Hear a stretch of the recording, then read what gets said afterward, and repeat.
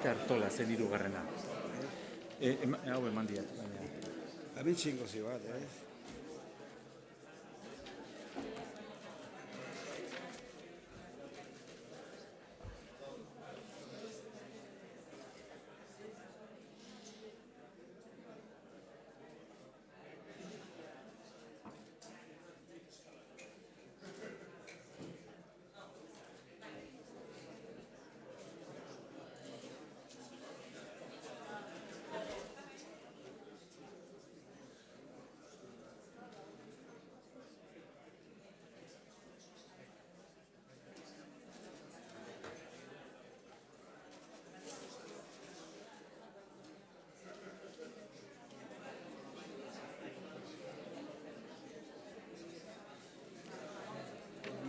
Bai, oso ondo. Bueno, Francis. Egunon. Ba. Egunon. Entzuten da?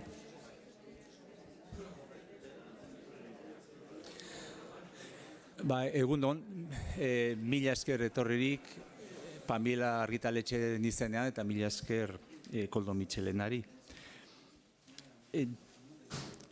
Nebadako egunak 2013, Zazpietxe Frantzian 2009, soinologiaren sepea 2003, zeru horiek 1985, gizona bere bakardadean 1983, obakoak 1988, atzeraka joan naiz, baina zergatik data hauek. Pamela argitaletxean, Bernardoekin badara mauz, sortu ginenetik, ez, 35 urte. Badaukagu alako intuizio bat, eta da Bernardo urte batzuetara edo urte jakin batzuetan ematen duelako kolpea, ez. Beraz, guk intuizioz badakigu badagoela algoritmo bat, oraindik hemen unibertsitateko jendea dago eta agian asmatu beharko dutenak, eta da algoritmoaren araberan urte jakin batzuetan Bernardo etorriko zaigula lan handi batekin. Intuizio hori izan genuen hasieratik hasi zenean tituloekin espekulatzen, duen dela hasi zen lehen titula Lotxagabe Samarra, Frankori Kabroi esan zion soldaduaren historia, edo ondoren ur ariak harrien artean, eta hala izan da, baina hortarako ni nahiago dut Frantsesen iritzia entzutea, ez. Lana erresa izan da, Bernardoekin lana erresa izaten da, erresago tartean Asungarikano bezalako editore baten laguntza balin badaukagu, beraz, ikusi behar eta nola egiten duten bien artean edizio lana, nolabait erloju gile edo bitxegile bezala luparekin eta gora eta bera testua. Egonda hilabetetan eskuartean izan dute. Eta urrengo pausua zen aurkeztea eta algoritmo intuizioz kasu egiten, pentsatu genuen Togiriko berena, Koldo Mitxelena zela, hola izan delako azkenek urteetan, eta horren aurkezlea eta iritzien bailea Frantsis izan bertzuela, ze horrela izan baita azkeneko urte hauetan, eta nahi bali maduzue siniskeriangatik edo suerte ekarri diu Frantsisen presentziak, beraz, Frantsis zu duzu hitza eta gero Bernardo. Egunon guztioi, eta eskerrik asko, bai Bernardo eta Pamela argitaletxeko lagunei berriro ere aurkezteko garaian, honen liburu berri baten aurkezpen berrian, mailan esertzeko aukera ematen dirazutelako. Eta benetan ohore eta plazera da. Eta beste aldetik ausardia ere bada, nire aldetik zuren aurrean eleberri honi buruz jardutea. Nona nahi den, irakurle xume baten iritzi laburra emango dizuet, besterik ez. Proust, idazle frantziarrak, bere lan erraldoian idatzita utzi zuen, nobelagileak bere biziko garrantzia izan dezakela gizakien arteko ezagutza ahalbidetzeko. Gehienetan, izaki bat ezagutzeko gure zentzumenak erabiltzen ditugu. Eta hauek dituzten mugak direla eta, askotan, persona horren alde ilunak edo ulergaitzak geratzen zaizkigu. Orduan, ezkutuko edo opako den hori argitzeko, nobelagileak gure adimenak edo gure espirituak ulertzeko moduko material berriak aurkitu beharko lituzke. Eta idazleak bene-benetan asmatu egiten dunean, irakurleok zurrunbilo batean harrapatu egiten gaitu. Txunditu, emozioak areagotu, zirrarak zorrarazten, eta orduan, eleberriak urduritu eta arduratu egiten gaitu. Liburuak amets baten gisa harrituko gaitu, baina lotarakoan izan ohi ditugun ametsek baino argiago. Beraren oroitzapenak luzarogo iraungo baitu, eta biziagoak izango dira gure baitan litezken zorion eta zorigaitz guztiak. Are gehiago oraindik.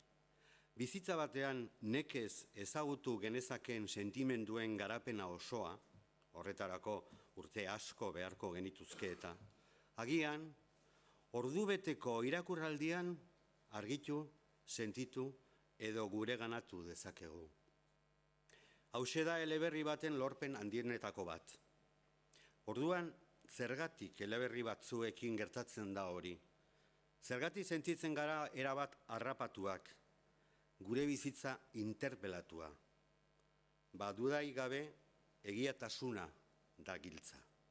Eta Bernardo Atxagaren Etxeak eta Hilobiak benetakoa da.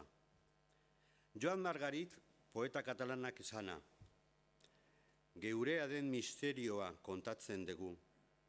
Nondik kontatu erabakitzeke dago, eta hoixe da idazleak bere kasaz egiten duena.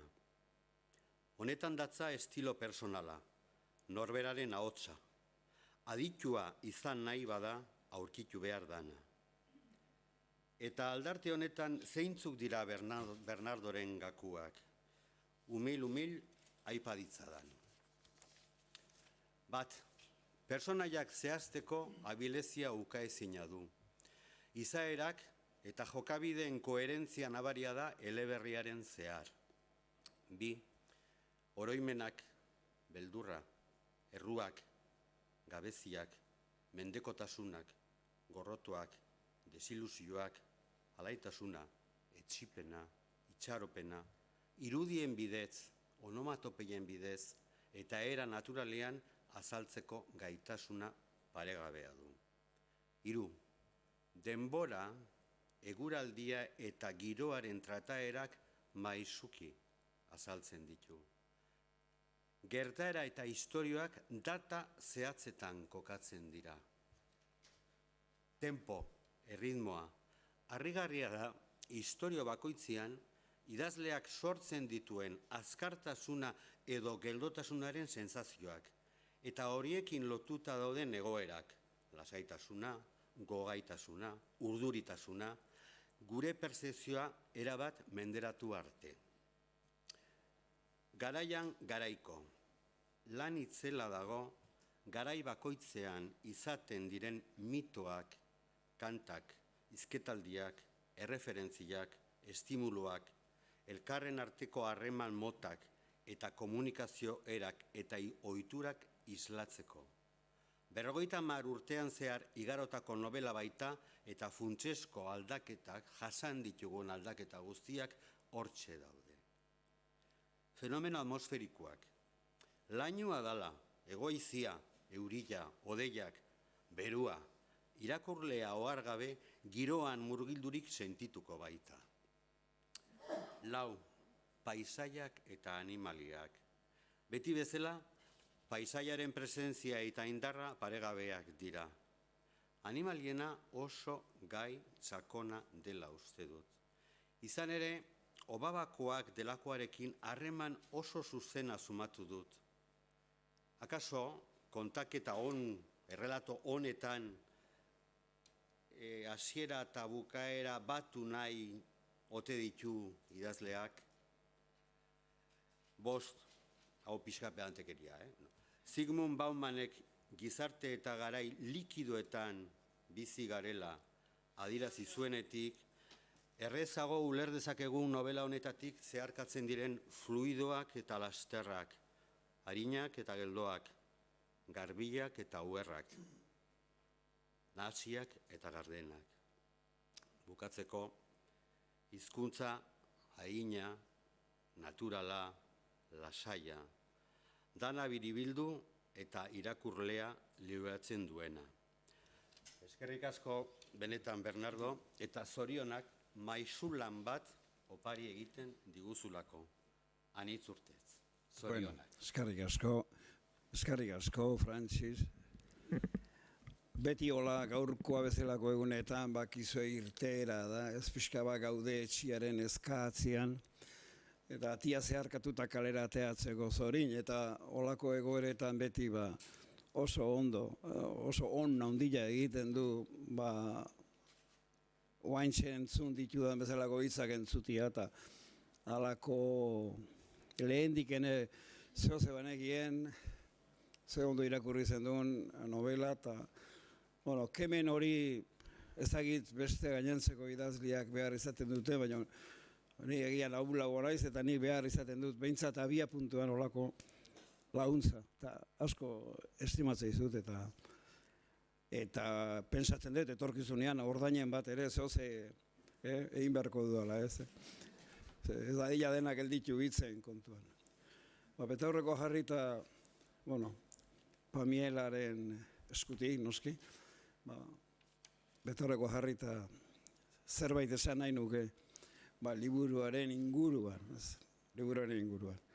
Alde batea, hoi baino kikildua nago gaur, ze aurrian, naiz eta erdizka ikusten dudan, jende ezagun asko, dagoela kontuatzen naiz, eta lagun asko, eta beraz, alde batea babestuago, baina beste aldea pixka bat kikilduago.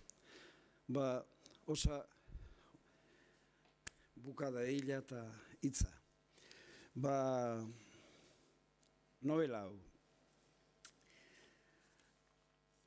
Novela honi buruz hitz egiteko, beste bat hartuko dut aurrena aintzat, eta hori da Leon Tolstoik idatzitako Aji pensatzen dut esaten dela, Murat izena titulua duen novela.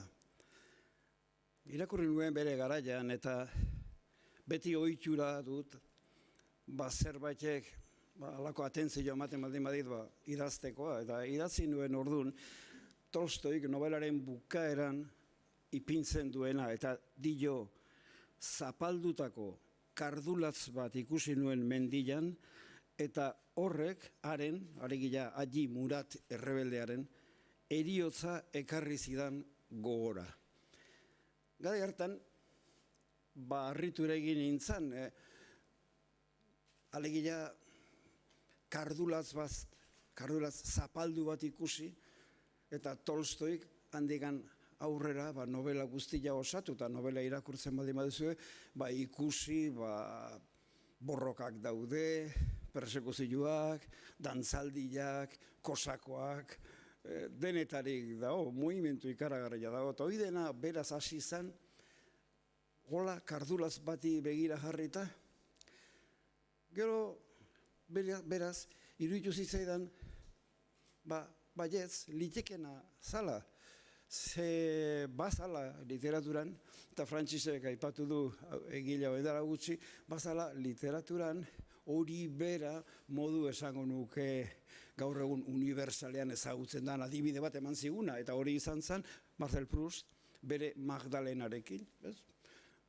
Itxura batera Marcel Proustek Magdalena bat usaitu zuen, koska ingo zion oskita, eta hark ekarri zion, hark prezipitazio moduko bat eragin zuen bere memorian, eta hortik atera ziren, 7 liburu. 7 liburu nahiko luze. Eta oso on. Beraz, agian pentsatu nuen, bigarren txanda hortan, behar bada hori dela modua, hain zuzen ere, Hoi dara liburuen genesia.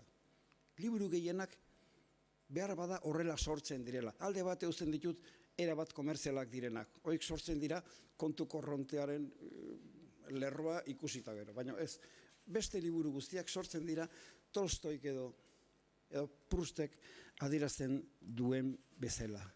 Hor nun, liburu honekin, novela honekin, esango nuke ia gauza bera gertatu zaidan. Eta behar bada esan barroko nuke hemen, gertatu zaidala alegia gertaerak konparatzen ditudala eta ez idazleak. Ze bide batez esango dut behin Frankfurteko azokan. Galdetu baizean hango kazetari batek, kazetari gordin batek, galdetu baizean ia zertzan hizkuntza gutxitu batian idaztea. Defenditzeko orduan, zerbait esan behar, da ipatu nion, Shakespearen garaian, da Shakespearek idatzi zuen garaian, ingelesa zala gutxiengo baten hizkuntza edo behintzat bat ere baliotzen hizkuntza jendea palaren hizkuntza eta horrela. Eta orduan begilak zabal jarri eta santzidan ez duzu pentsatuko zuk Shakespeare zarela, ez? Ez, oain ere adibide horiek jartzen ditudala, ez dut pentsatzen Tolstoi edo Proust naizenik. Bakarrik esaten dut behaiei gertatutako itxuraz, gauza bera gertatu zitzaidala niri. Baina zein izan zen nire kardulaza, nire Magdalena, txori bat. Izena duna Mika. Dana Mika batek piztu zuen. Mika horrek 50 urte daramatza nire memorian. Ezagutu nuen El Pardo izeneko kuartelean. Frankoren eta printzearen, orduko printzearen, Juan Carlos, haien palazioetatik 2 kilometrora. Han ezagutu nuen Mika kuartel hartan. Eta ordu ezkeo, nire buruan, egon da, nire buruan 50 urtez. Jakina, nik sumatzen nun, etzala Mikau nola nahikoa, alegia, pentsatzen nun, bere inguruan, ez dakipa nola esan, bere inguruan dinamo batek bezala, bere inguruan gauza asko jasotze zitula. Hori da, alde batea zen, esango nuke niko, objetu mnemoteknikoekin gertatzen den bezala, objetuek be hortan ez da ezer, baina beak jasotzen duen guztia asko da. Eta kasu honetan normala zen asko jasotzia. Batez ere, kuartel batean gertatzen zalako. Kuartel baten zerbait gertatzen baldin bada, horrek esan nahi du, jende oso arruntaren artean gertatzen dala. Ez gaude Tolstoren dantzaldi aristokratikoetan, ez gaude Prousten giro burgesetan, gu gaude nekazari, kamarero, taxista, tornero, aktore gai, eta horako jende baten artean. Eta ni bereziki jende hori interesatzen zait, tartekoa sentitzen aizelako. Gero gainera, eta azkar bukatuko dut, denok pensatuko duzu, kuartela da azken batian kartzela bat. Eta bertan dagoen jendia, badago harrapatuta, ezin da atera, ez dauk askatasunik. Eta gaina dena bilduta, jende asko batera, gazte asko batera. Esate baterako horregatikan, adizkedatasuna kuartel baten murruz barrura, ez da adizkedatasuna murruz kanpora. Da beste zerbait. Orduan, iruditzen zitzaidan gune hori, Mikak jaso zezaken gune hori, oso benetan garrantzitsua izan zitzekela esan nahi handikoa. Esan gabe doa beti garrantzitsua baldin bada, zerbait garrantzitsua dela esaten baldin badugu, esan nahi du beti dagoela lotuta, esango nuke gai universalekin. Esate baterako, kuartel batean ikusi ditut nik, nire bizitzako desesperatuenak, nire bizitzako bakartuenak, nire bizitzako violentziarik handienak. Orduan esan nahi dut lotuta zegoen kuartela ez bakarrik jende mota batekin, ez gertaera batzuekin, baita ere gero gai universal eta gai sakon batzuekin. Hartan, ordenagailuari buruz, ordenagailuari eskerrak dakit, idazten hasi nintzen, eta Peilok lehen aipatu duen bezala, hartu eta titulotzat jarri nuen Frankori kabron deitu zion soldadua. Eta hori izan zen, gertatu zen, ordenagailuak dio, 2015ko urriaren 5. Eta hasi nintzen, eta aurreneko parafoa irakurriko izut, ikuste dezazuen, nondikan nik joan. Esaten dut, mika baten hegaldia ikusi nuen 2014ko hasieran, patata soro batetik argikableen palo edo poste baten gaineraino. Eta kolpetik 40 urte lehenagoko uda egunak ikusi nituen, haiek ere lurpetik azalera ateratako patata aleak bailiran.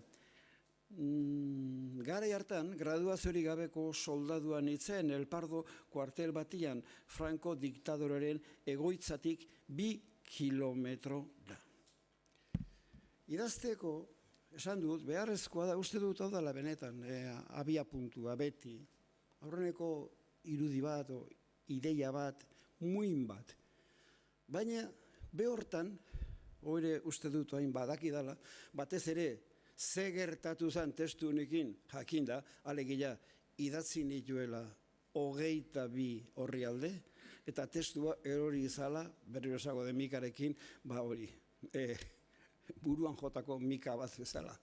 Erori izan, 22 orrialde, enion aurrera biderik ikusten.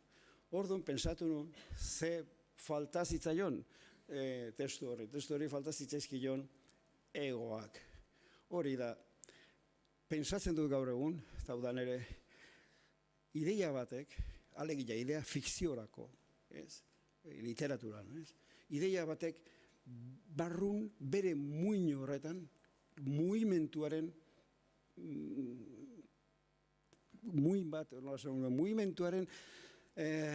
egoak, o mugimendu baterako egoak behar ditu.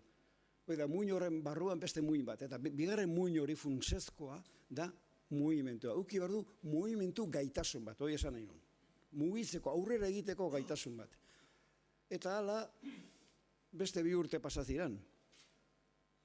Tartian, noski, handa hemen, nela gunai guatzen, naiz hemen bertan gurekin jontzan Ignacio Martínez de Pisoni komentatu niola behin. Ideia du daukat, gutxi gora bera, kuartel batian, mika bat, ez dakizer, bakizer, eta berak esan zian, oso idea, tankera hona hartzen diot, ideia horri. Eta nik ere tankera hona hartzen diot, baina ez daukan egoik eta ez zuen aurrera egiten. Hartan, 2 urte geroago, berriro ekin nion, eta orduan izena jarri nion Pamela. Pamela. Eta Pamela hasiera hause zuen. Kuarteleko irrati telegrafistak transmisio bulegoaren aurreko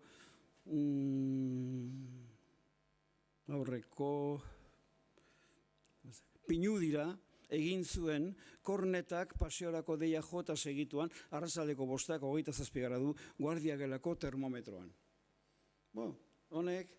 Ideia honek, abiapuntu honek, egoak handixoak zituen, eta harta 45 inguru, 44, zehazki horri alde idatzi nituen. Baina berriro ere mika bailu egitezan eta nion aurrera biderik ikusten. Jakina, honekin esan nahi dut, ez nion ikusten, nik nahi nuen aurrera bidea. Aurrera bidea beti dago literaturan, esan izuke eskua, bakarrik hondateke, baina ez, buru bat eskua batera, enun ikusten aurrera biderik. Gero bakizue, ez dakit baina hala bizi naiz, Arabako lautadan mika asko da. Eta gainera oso mika urteak izan dira, azkeneko mika asko ibili da. Beraz, pasibo batea eta bestean egin bilena, mika asko ikusten nuen.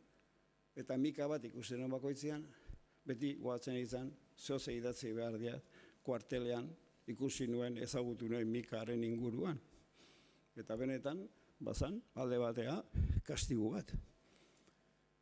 Hala, zorionez, ez oso luze, ezan oso luze jun gero, hemen eserita dagoen lagun batekin, da beste batzuekin, Don Ibane Garazin gertatu nintzen, Don Ibane Garazin, denda bat zan, ez dakitu ainara badagoen, denda horretan, esango nuke, belar usai dunak eta olako usai handiko belarrak eta saltzen dituzte, mendiko tea eta milua eta ezakit, erromerua eta usai horiek. Eta usai horiek hartan zeudela, batean berriro kardulatza edo Magdalena edo Mika. Eta kasu honetan, usaiak, hau oso arrunta da Madalenak eta usaiak asko eramate gaitue, eraman nindun Pauera. Ni Pauen egon nintzen, 14 urterekin. Paueko kolegio batean egon nintzen. Izenazun, Beaufren. Eta han egon nintzen ikasten, udara oso batez. Eta han nengoela, eta hua ere, eta pentsatu behar duzue, kuartela bezala, kolegioa ere eta kartzela bezala oso antzeko tokiak direla, funtsean, kontzeptualki, itxita geunden, ezin ginen atera, askatasuna mugatua, leku arrotza, adin bereko mutilak kasu hartan asko, eta orduan, segurasko, arrotz sentitzen nintzen oso, eta halako batean ausartu nintzen, pabera, irira hurbiltzea. Eta paben orduan, hemen bate ezagutzen zen zerbait zegoen, eta hori zan, gaur egun, galeri modern, zan, eraikin oso bat, gaur egun, korte ingles hemen izan daitekena bezalakoa, dena, salgaiekin.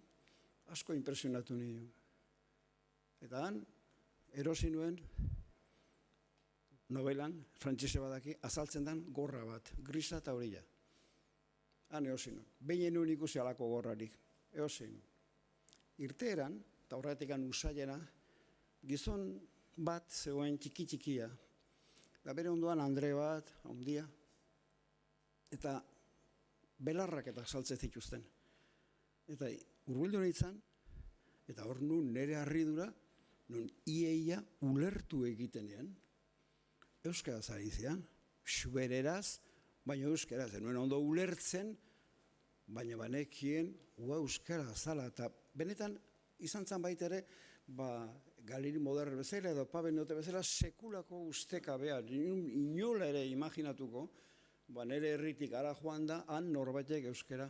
Orduan hori dalata, usaiak, hori ere kontatu ingo nuen, behin izan izan, Beaufren, eta bar. Eta hortikan, eta bigarrengo Kardulatz, Madalena, Mika, benetan, usai horietatik, orduan etorri izan, gaur nobelaren lehenengo atala. Irakurriko dut, atal horretan, kontatzen da, hain zuzen ere, hauxe, eta da, Frantziara, frantses ikastaro bat egitera joan, eta mutututa itzuli zen nerabea. Hau da, eta liburu guztian errepikatzen da, ez du esana inola ere, eta uste Tolstoy gero esaten dura, ezin duzue, zinaiz ni izan, beti behintzat. Baina ni nengoen. Nengoen, kuartelean nengoen, eta kasu honetan Beaufrenen nengoen. Eta mutututako mutiko bat ikusi nuen. Ezagutu nuen, itzein arazi ere egina izan nion, eta mutikori gelditu zen nire baita Mika bezala urterik urte.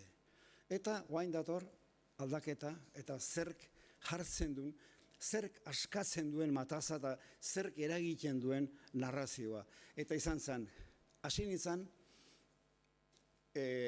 Elias izeneko mutututako mutiko horren inguruan idazten. Eta gogoratu nintzen, beti gauza bera da, igual barkatu errepikatu eta nahi batzuek geozuek alako batean txalo egin da joaneko. Gauza bera da, zatekan, kasu honetan ere, mutiko hori eta bofren leku horrek, ez dakit, kutsatu bat zegoen 1000 gauzekin, kutsatu bat arriskuarekin, kutsatu bat zegoen klasismoarekin, oso jende aberatsa joatezan ara, kutsatu bat zegoen musika batzuekin, eta hain zuzen musika bat, oitako bat, hango koruan kantatzen ensaiatzen genuen kanta bat da aurreneko atal horren titulua. Hilete en petit navire. Ezagutuko duzu, noski askok. Hilete en petit navire. Hilete en petit navire. Qu'il n'avait jamais navire. Qu'il n'avait jamais navire. Oe. Bueno, hori ensaiatzen genuen etengabe. Horrekin egite genituen itzulpenak eta bar. Eta zin izan horrekin. Eta azkenian beharrak eragiten du. Historia bat kontatzeko, idazle batek, eta hemen badaude idazleak, badaki, bi orrialdetako poema bat iteko ez dela personairik behar. Nahikoa da autorearekin.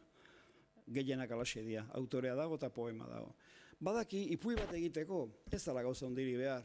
Hortxe dago, laizterasiko dia zabaltzen, Dickensen eguberritako ipuia. Bueno, hor dago lukurrero bat, usurero bat, beniazero. Eta hor duen badakigu personai horrekin bakarrikia egin dezakela ipuia. Baina novela bat, Lareun orrialdetako novela bat, edo egiten duzu personaien bidez, hori edia zutabiak, edo ezin da egin. Ezin da egin novela bat, forma duen novela bat esan nahi dute, benetako novela bat, ezin duzu egin. Eta orduan, hilete baldin bada leitmotiba, ze mutilak, esango ez eta ez da asko, horrialdean azaltzen da, ez du kantatzen, itzen du txistu, beti da txistu iten, hilete, beti nabege, txistuka. Baina orduan, hori aipatu baldin baduzu, koru zuzendaria zea, noski. Bestela ezin da, nola, nun ikasizun, aipatu behar duzu, korurtan kantatzen du beste batzuk, aipatu behar duzu, orduan, hasten dira, personaiak azaltzen. Eta zeltzen dira baita ere, beha dago orain bere osabaren etxean okindegi batean. Okindegiko langileak azaldu behar dute. Eta batean azalduko dira baita ere, herri hortako ume batzuk. Oso, ne ustez, egiatasunean. Normala da, beha okindegi batean baldin badago, okindegi horrekin harremana duten umeak azaltzia, eta jostatu nahi izatea herrira etorri dan mutikoskor berri horrekin. Beste horrekin. Orduan, behin personaiak jarrita, hor egoak hortxe sortu ziren.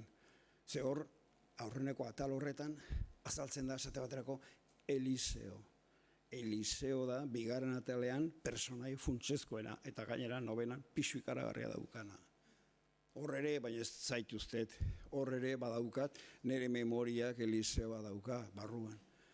Baina baita ere azaltzezian bikiak. Bikiak eta gauza berezia da. Alde batea egia da, bikiak, errealitatean bikiak daude. Baina badakigu baita ere bikiak, kulturaren historian, Castor Polus, ez dakit, izan dutela ibilbidea ondila. Bikiak bereziak dira. Nei, partikularki asko, gustatzen zaizkit, personai bikoiz. Bikoiztutako persona horiek, ez da nola zan. Bikiak. Eta orduan azaltzen dira bikiak. Bikiak 5. eta 6. ataletan nagusi dira. Eta da, haietan fokalizatuta dago. Esan nahi dut orduan, idazkera izan da abitxu aipatutako aibia puntu hietatik, eta gero jarraitu personaiei. Eta bidian konpondu idazteakoan sortzen diren problema guztiak. Ze problema asko sortzen dira idazterakoan. Hau esan da, eman dezagun mintzaldiak ere zatiak dituztela eta ja bigarren zatian sartu garela. Naiz eta ez dakidan pello, bigarren zati honetarako denbora, zenba denbora izango nukeen, 10 minutu bai. horrego bat zeik, dana da memoria, ez? Eskozian, Highlandetara eskursio bat egitera joan ginela musikako irakasle batekin, eta musikako irakasle horrek izan gilaria eta eguardia zan da, geota goza handiago egiko da, eta geota azkarrago zijoan, aurrena eunian, geunda marrian, geunda hogeian, eskerrak azkenean, aurkitu genuen jatetxe bat, eta ez genuen bazterrago. Bueno, hemen holako zerbait gerta daiteke, esan nahi dut, igual gozetuta zaudete, eta azkar esan behar ditut gauza. Bueno, bigarren gozatian.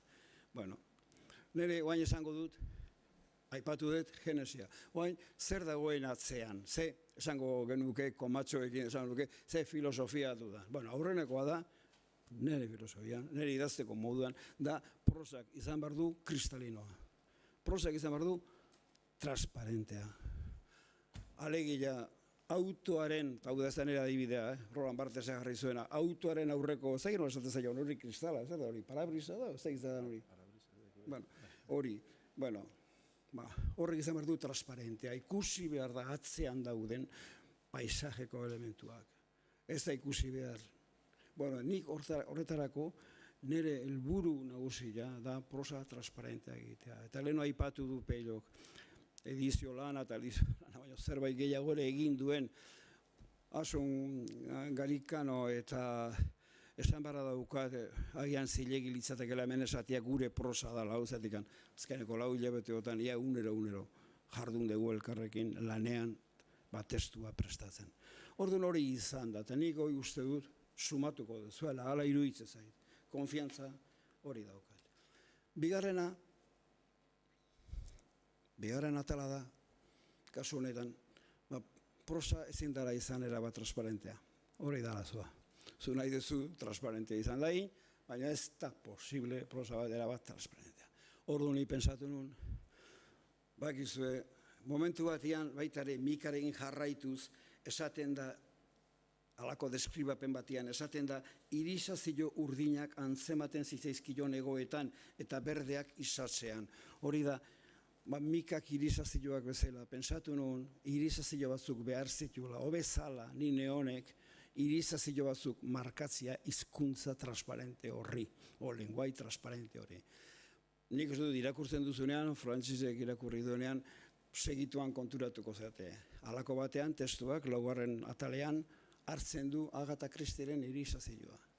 Eta batean, aipatu egiten da, Agatha Christie, eta aipatzen danarekin betera, iduri luke, Agatha Christieren espiritua sartu dela liburuan, eta agian, urrengo 15 orrialdeak daude, Agatha Christieren espirituarekin, egin hori da irisazioa. 4. berriz, irisazioa da oesteko novelak, oesteko pelikulak, eta bapatean irakurlea hor sartzen danean, konturatzen da bapatean, hori, alako, oesteko espiritu bat dagoela. Hori da, transparentea bai, baina behar du alako intenzionalitate bat, zatikan hizkuntza bea, eta ez bakarrik hizkuntza kontatzen duna da nobeletan gai, hizkuntza bea gai da. Bueno, orduan irisazio horiek. Gero, nahiko azkarnikoa, kontua da, atal guztietan urteak markatzen dira. Esaten da, 1970, aurrenekoa. Bez, 1970 aurrenekoa. Bigarrenak, 1970, 2 urte lehen dago. Hirugarrena, 1985, 2012. 2012. Ez dakigu. Zekertatzen da telebista barruan. Eta 6. da 2017. Bueno, horrek, hori da, idazleak hori egiteakoan, halako baieztapen bat egiten du. Eta da, nik goguan hartuko dut historia. Alegia, Obabakoak idatzi duenean, aipatu du, hor ez dago inolako, Obaban ez dago inolako datarik, ez dago egunkaririk, ez dago historiarik. Noiz gertatzen da, ez dakigu, ze gertatu zen, zakit, alakoak basurdea ikusi zuen neunean, ez dago historiarik. Hemen berriz, urteak markatu ezkeo, urteak markatzen baititut. Orduan, derrigorrez dago historia. Eta historian dauden gauzak, egunkaritan azaldu ziren gauzak, hemen ere badaude, naiz eta modu urrun batean nahi baduzu. Baita ere irisazioak bezala. Baina, garaiak kusatu egiten du atal bakoitza.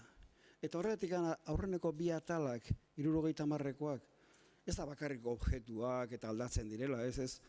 Aldatzen da dana, izakerak, hitz egiteko modua eta dena, eta bigarrenan beste modu batera. Eta 2017an, zalantzari gabe, naiz eta 2017an hor nagusietako da bikietako bat, Martin izeneko bikietako bat, aurreneko atalean 12 urterekin ikusi duguna, jakina, persona bera da, baina garaia desberdina da, beak ere urte asko egin ditu bizitzan, aldatua dago, orduan hori dena markatu egiten da. Eta hori da liburu honen ezaugarria. Horregatik, lehen hitz egin duenean kafe bat hartuz, oso zuzen esan duzu, hemengo basurdea esate baterako ez da Obabakako basurdea. Obabako basurdea da, basurde, zengo nukenik, numeniko bat, da magiko bat, da ez dauka errealitate benetakori, da beste zerbait, zakit. Mircea Eliadek esaten du, erlijioaren hasieretan zegoena, eguzkia etzan, eguzkia guretzako eguzkia dana, baizik eta alako izaki bat. Hemen berriz, hemengo animali guztiak dira historian daude, eta beraz dira gu bezalakoak. Alegia, sartuta daude gure munduan, eta dira, tiroz hil daitezkenak, etcétera, etcétera. Bueno, azken aurreko atala, hau luzea da eta ezin dut behar bezala azaldu. Nire beste aldez aurretik gaur egun dudan helburu nagusia idazteakoan da mugimentua egin mugimentuarekin. Eta hola esan da, ematen du formula badala. Ez da hainbestekore.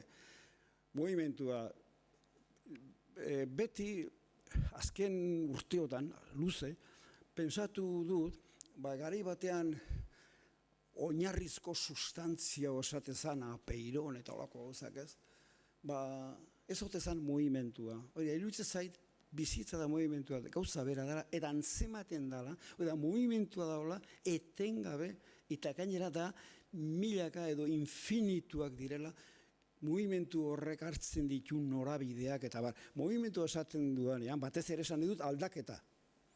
Aldaketa. Bakizue, setxun bokatuko, 5 minutu gehiago nahikoa ditut.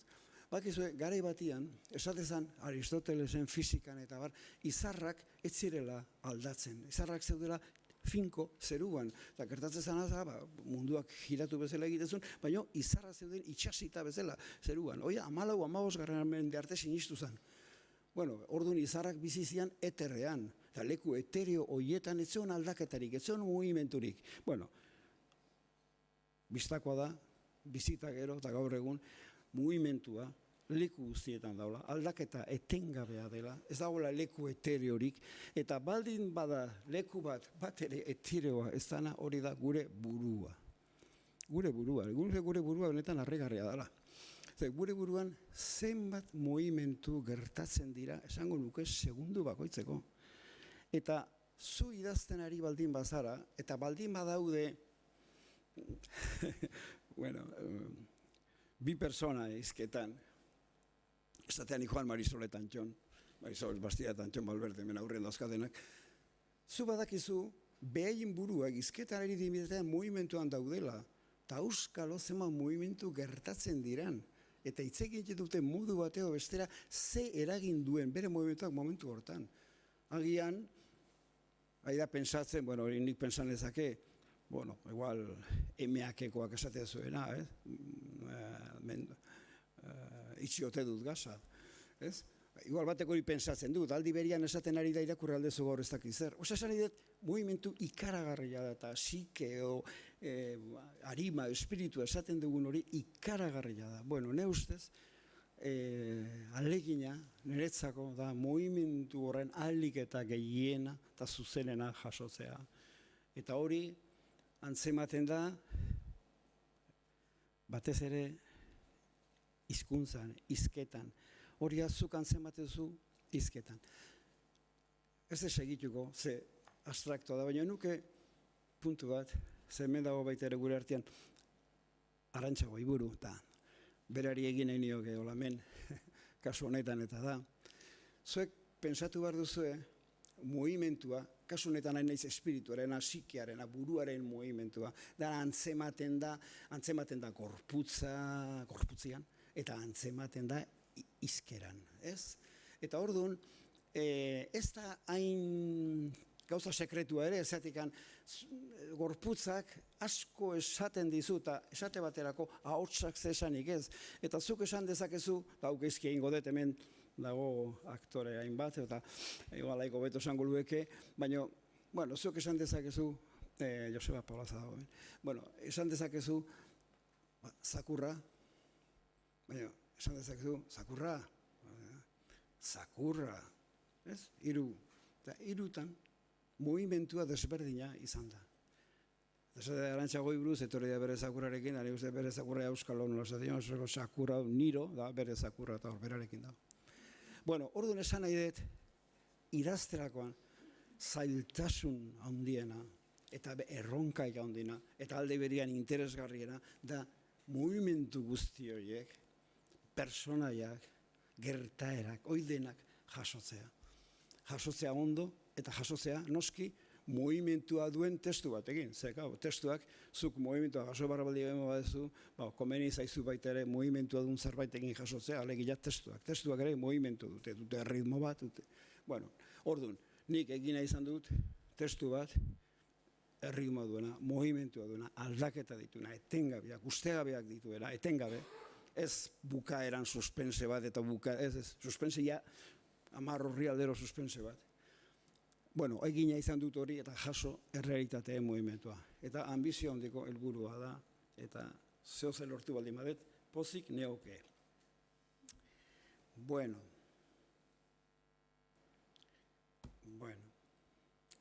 bukaera engo dut.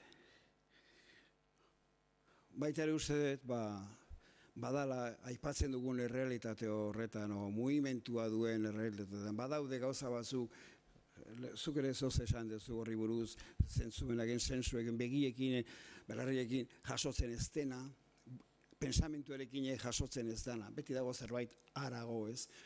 Nik uste dut konturatzea batez ere nahi iriziako hola modu xean, musika bat entzuten dugunean, ez? Musika bat entzuten dugunean, hasten dira horreneko notak ateratzen, eta zerbaiteatik notoiek iristen, baldin mazaizkigu, horra saltzen dan paisea eta realitatea, ez da pensamentuarena, ez da sensuena, beste zerbait da. Badute, errealitateak badu alde hori, eta azkar esateko nik horri deitzen diot alde poetikoa. Bada, poesia bakarrik neustez, atera dezaken errealitatearen alderdi bat, ez. Liburu honek badu atzean ideia poetiko bat, eta hori da Yupanquiren kanta o poema batetik hartu nuena. Beak dio, la vida son los ríos entre las piedras, o va la vida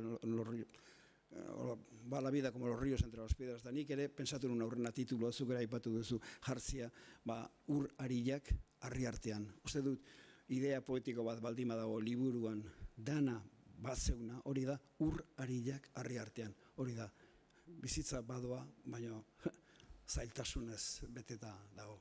Harri artean, dijoa, baina badoa, bieratara. Aurkezpenak beti dira proposamen bat, eta proposamen gordinak, esango zitutenak. Jakina, nahi genuke liburua irakurtzea, zuek ere, eta jendeak gehiago. Proposamena dena dela kasu honetan, ez da ematen bezain gauza harina. Gaur egun liburuek bizimodu aldaketa harin bat proposatzen dute oro har. Zaten bizimodu aldaketa harin bat, eta segituan goatzen naiz, berezio Jose Luis Inalonai, beti goatzen naiz Tito Monterrosoren fabula batekin. Eta gero zautzen zuen, baina esan ingo ez, edigan, zoragarria da. Tito Monterroso zautu genuen, dibilizan gurekin hemendik, eta hor Tito Monterroso badu fabula bat, esateuna, Fedea eta mendiak, eta esaten du, Zaten du, garai batean, fedeak mendiak mugitzen zituen. Baina hori aspaldi izan zen, jendeak fedea galduzun eta ja horretik ikusten ditugu mendiak bat ere mugitu gabe. Eta esaten du, gertalitekea, bala batzutan esaten du, igual, bagoaz errepiden auto batekin eta luizi bat eta karretera itxila, luizi bat erori da lurra. Eta esaten du, bueno, hoi seinale da norbaitek nunbait alako fede izpi bat izan duela. Bueno, orduan olako fede izpi bat, olako aldaketa izpi bat ekar dezake, ne ustez, olako proposamen batek. Azken batean, esate batelako, hau da ergonomika, zain nola ditzen zaion, postura aldaketa batzuk eskatzen ditu. Esate batako, normalean posturak izaten dira, esate batako etxe barruan, sofan eserita, telebistari begira, ez? Hau pensatzen dut, agian aldaketa txiki bat, jarri behar da igual leio argi honeko, leio baten onduan, edo lanpara goxo baten onduan, edo. Esan dizuke, irakurketak eskatzen du etxe barrutikane mugitzeko beste modu bat. Eta, ez da gutxi eskatzea ze, gaur egun, jakina da, beste proposamen batzuk askoze zabalduago daudela bukatzeko modu baikor batean, eta hemen hor eginez, Joan Mari Torraldairi hemen baita eta alde batea eskerrak emanez, etik baita ere esan barra dut, munduan barrena gabiltzanean, eta norbaitek galdetzen digunean hori hizkuntza gutxitu batian, zer dan idaztia, eta olako gauzak, eta gero Shakespeare olako gauzak esaten ditu. Orduan oso ondo etortzen da aipamen zehatzak egin alizatea, eta beak euskarari buruz idatzi dituen liburuekin aipamen zehatzak eman ditugu gure hizkuntzaren historiari buruz. Baina, historia hortan, eta ja bukaera da, historia hortan egia da, oire izan dela urrari ja harri artean, benetan. Baina oso gutxitan, baikor, eta oso gutxitan, onartzen ditugu gure hizkuntzari izan duen duai zoragarria.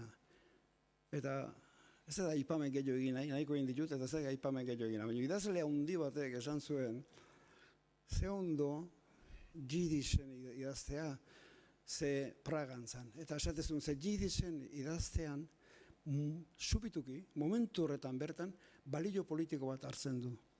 Eta konturatzen baldin mazeate, honeako eta txarreako gure hizkuntzak balio politiko badu sortzen den unetik bertatik. Garai ilunetan, okerreako, baina garai, frango nuke, obexagoetan, honeako oso onuragarri.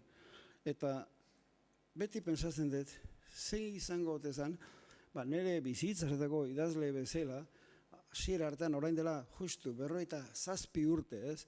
Euskeraz idatzi ez panu, naiz eta orduan alako orrialdetxo batzuk atera, nola alako balio politikoa zuen. Balio politikoa esan nahi dut, erresonantzia handia daukala, gizarte batek apoiatzen dula, hori esan nahi dut.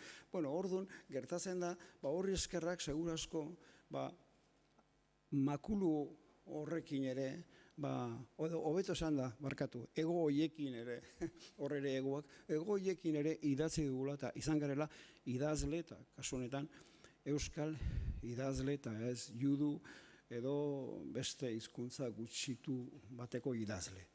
Eta nire hirugarren atalean, Antoan, hor beti denbora dago neurtuta, ordu erdika. Gaur ere nina enun Antoan bezala jokatu, eta ordu erdi hitz egin, baina segurazko aurrera joan naiz, ez dut jakin ere, egin naizen bat pasa naizen. Eskarrik asko.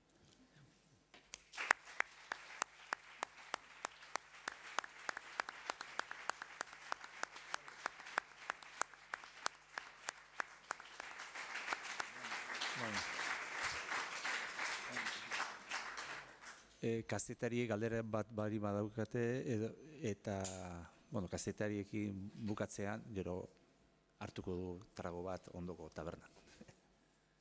Bai.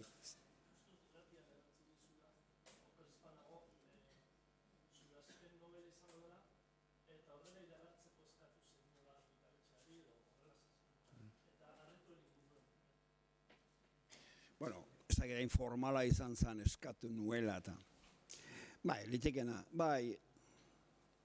alde batea zuk isildu ditzakezu zure naia, zure desiluak, ez?